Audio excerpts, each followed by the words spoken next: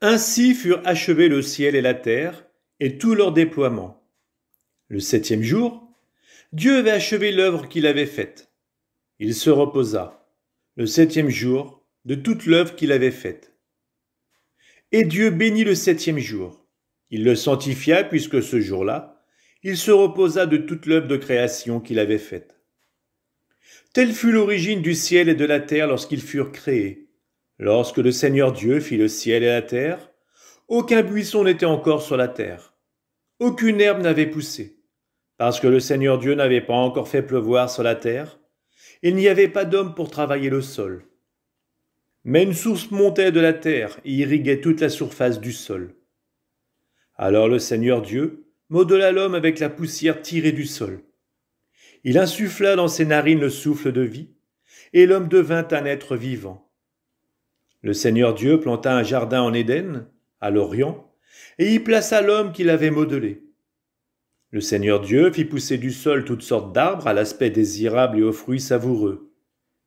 Il y avait aussi l'arbre de vie au milieu du jardin, et l'arbre de la connaissance du bien et du mal. Un fleuve sortait d'Éden pour irriguer le jardin, puis il se divisait en 4 bras.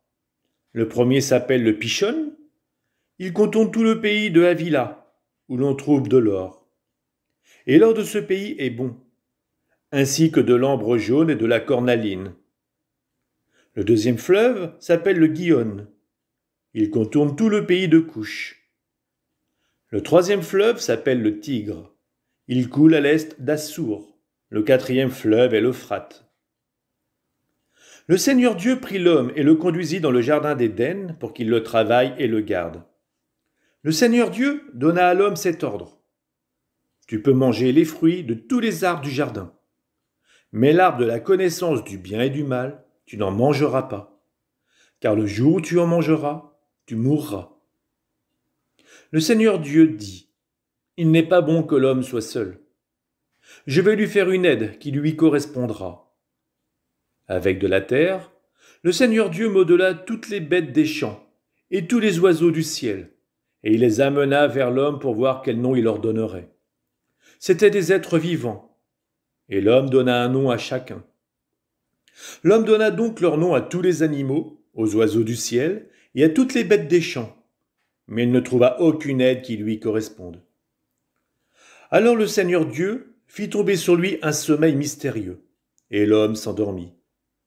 Le Seigneur Dieu prit une de ses côtes, puis il referma la chair à sa place.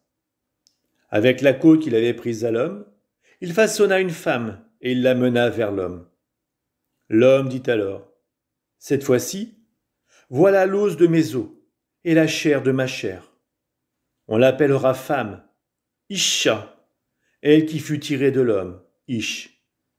À cause de cela, l'homme quittera son père et sa mère, il s'attachera à sa femme, et tous deux ne feront plus qu'un.